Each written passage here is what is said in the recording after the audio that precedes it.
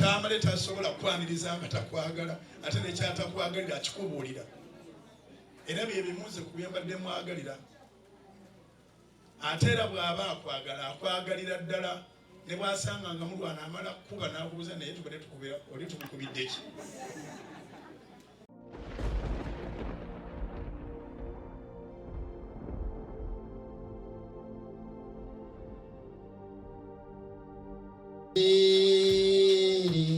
Yesu kabikuwe newayonga sadaka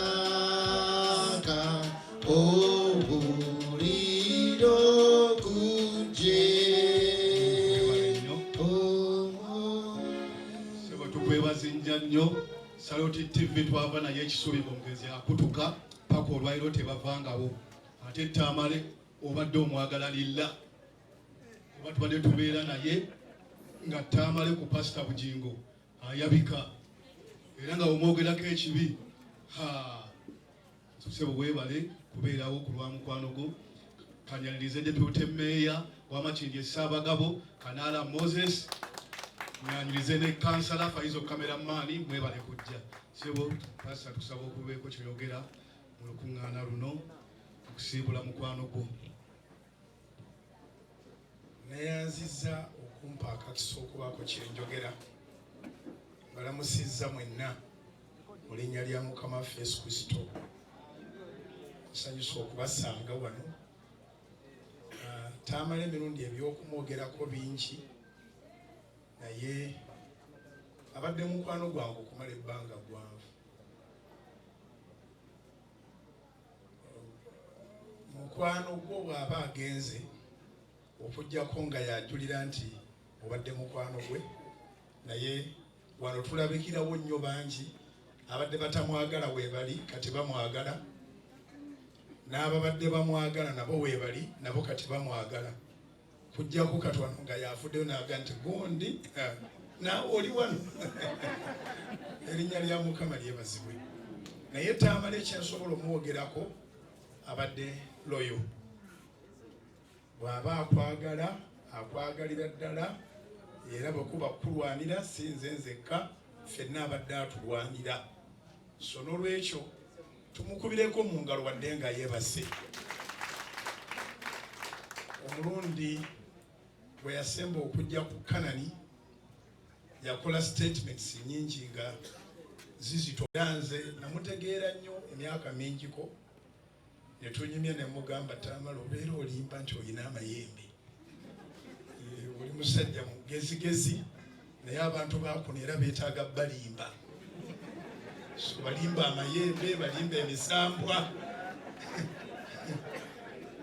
balimba okubayiira obudomola bwa asidi ewakuba ennyondo n'obujambiya na biki Tamale abadde mulungi nga gwe weesalirawo kyotwala mu Tamale ayigiriza n'asaaga naye tava ku mulamwa taddayo ku mulamwa so tumusaaliddwa era tugenda kwongera okumusaalirwa naye ewaffe Masaka gye tuzaalibwa ffenna wadde bagenda bakutulakutulamu kati nange sikyaliwo e Masaka ndiwo e Lwengo kubanga ndiwo enkoni bakutulira Kingo mayiro emu obutawera ne bagandi kati bansudde Lwengo naye era sijjaga nti nzaalibwa Lwengo nze nzaalibwa Masaka akati neba Tamale ab'ekyotera bonna naye yafuuka disitulikiti wonna twali Masaka Sembabule eri yonna naye waffe bagamba nti okuzaala kwe kuzuukira so Tamale alese abaana amagezi tegasikirwa naye tuwabulawo kantu muntu kasigaza akalaga nti ono mwana wa Tamale so tukkirize Katonda nga bwe tukuŋŋaanya abangi bwe tuti tunoonyenga ku baana bano kubanga abaana nga bwe ŋŋambye nti wano waliwo abamwagala nga yekka yasobola okuva n'aga nti ono abadde ali onaalimba naye ali wano tanjagala muwadde abaana bagenda kufeesinga judgment etabakwatako nga basinga okweraga ate bwe banaatuuka bali bagenda basimbira amakuuli nsaba tusonyiwe Tamale ffenna abali wano bw'aba alina kye yakukola kubanga omufuba omusalira omusango naawe olinda lwolifa. Ekintu kye nnakakasa nti teweetaaga kukola nnyo okukyakiivinga, bakiyita kufa. Okufa tekwetaaga kubanga okola nnyo, nti nga bwe webaka ennyo ojja kulemerwa okutuuka ku kufa. Obanga bw'oli musiru tewali ayinza kuwona kufa. So okusonyiwa kintu kikulu nnyo. Abali wano n'abatulaba ku mikutu egy'enjawulo, Tamale asobola okuba nga yakunyiiza naawe ojjukiranga nti wanyiiza abalala. Abagezi bagamba nti bw'okola bw'oti lw'osonga mu mwami Kanaala kati zinennya zikomawo eno, lumu lwokka lwe luli eri. Ate waliwo olunene nnyo olukulumiriza. Kyala kisajja yebeekulumiriza. Tusonyiwe abaana tubayise bulungi, abaana tubaagale, obanga ddala tumiisinze Tamale, kati ate abaana tubeere nga tubasembeza. Ate tumuyigireko ebintu bingi. Tamale abadde loyo. Abantu abalinga Tamale kizibu okusubwa eggulu. Abantu abasubwa eggulu be bantu abalimba bannanfuusi. Takwagala ate n'ateeka otunnyo kungulu. Amannyo gafuna eddagala buli kaseera abantu bagasenya. Takwagala munaaka n'ateeka amannyo naye ng'akulengerera eringoja era kizze. Kati bw'oba otuuka okulaba nga wabula. Tamale tasobola kukwaniriza nga takwagala, ate n'ekyatakwagalira akikubuulira. Era bye bimuze ku bye mbadde mwagalira.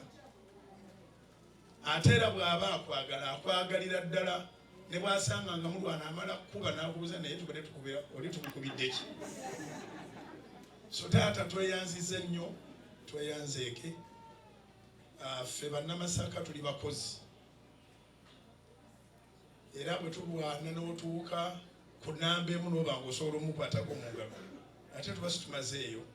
So Tamale izanaakiva asobodde okutambula ne pulezidenti mu nnyonyi y'emu. Ndowooza visa tasobola kuzibala. Tetulina bingi bye twetaaga. Kati abali wano ffe tusoomoozebwa.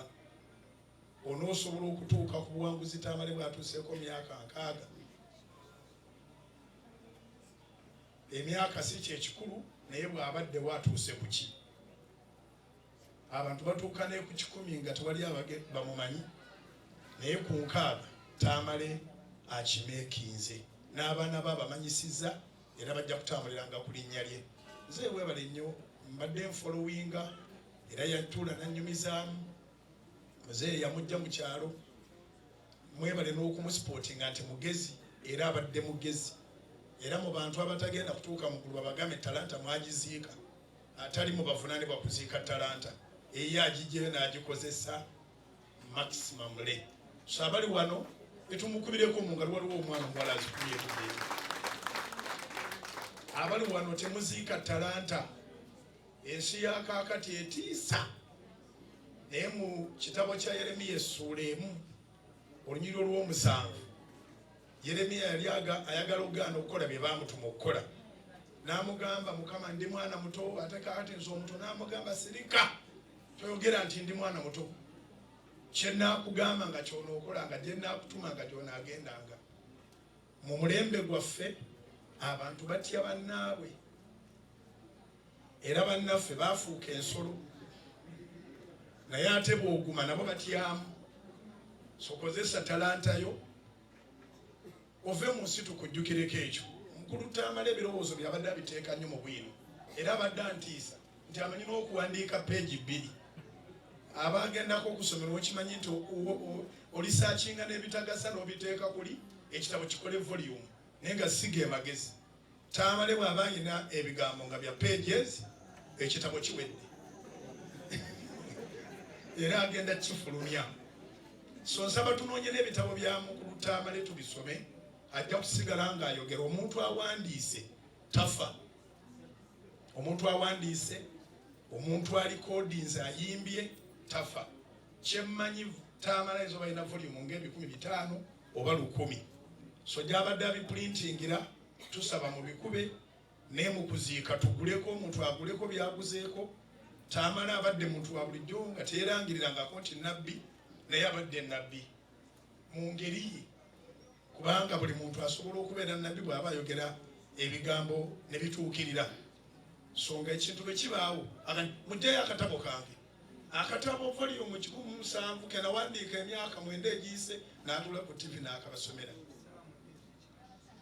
awandiika kazibe peegi 2 so ayina bye tumuyigirako bingi bw'ofuna idea giwandiike bw'ogiwandiika abalala bagimplementinge naawe otuukirizeko kyotuukiriza so tugenda kuyimirira ne famire tugenda kubanga tubasabira abaana nagendako ku graduation y'abaana bammanyi nange mbamanyi ate we tuli wangu wa kumanya solusi abaana oluusi batulema okunoonya abavubuka nnyo naye abavubuka abaana bataamale n'abaana baffe abalala bali wamu munoonye nnyo abantu abakulu bemwenkana nabo tebazimba nga abantu bakulu era ebigambo by'abantu abakulu ab'omulembe guno n'abatulaba namwe mwena abalikodinga ebigambo by'abantu abakulu mubitwale nga bikulu kubanga nabo bakulu byoyitamu babiyiseemu ngenda kubanga mpulidde nti gavumenti ebintu yabikozeeko ebisinga obungi naye ate kyemmanyi ebirala naffe tusobola obikwasaganya ngaabo mu nyumba so ndeeseyo miliyoni emu gyenjagala okuwa namwandu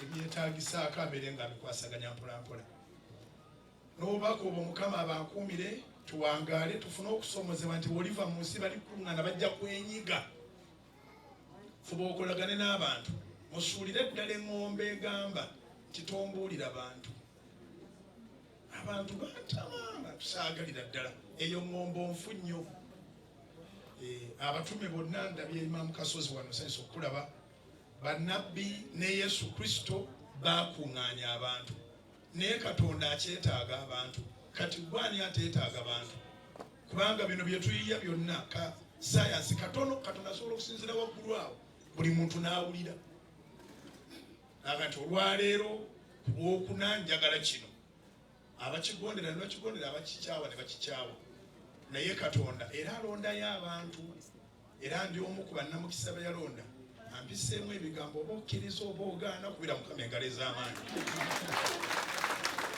kisa abantu obeetaaga abantu bagasanga oli mulamu abantu bagasanga ofuddewo bwe tukuŋŋaana bwe tuti waliwo ekitiibwa omugenzi kyafuna n'ab'ennyumba baguma so Mukama bampeera omukisa kandabe akutte ekitabo eyoono nakulabyeko n'ekiro nange waffe wosuubiza otuukiririzaawo kiba kiwedde so zijja kuyambako Mukama abagumye abazeemu amanyi mwemesa emikono tusabire ku famire eno Katonda wa Ibulayimu ne Isaaka ne Yakobo kitaffe gwe tumira maaso nga tuweereza bulijjo gumya famire eno ebigambo byonna ebyogerwa mukulu Joseph Tamale takyabiwulira naye famire eno yeewulira naffe tuwulira buli omu ng'ayogera naye famire eno gisiba amaanyi gigumye okufa kuno kwadda era twali ajja kuwona era yengeri yokka ekutuukako Mukama mu nsi tuli batambuze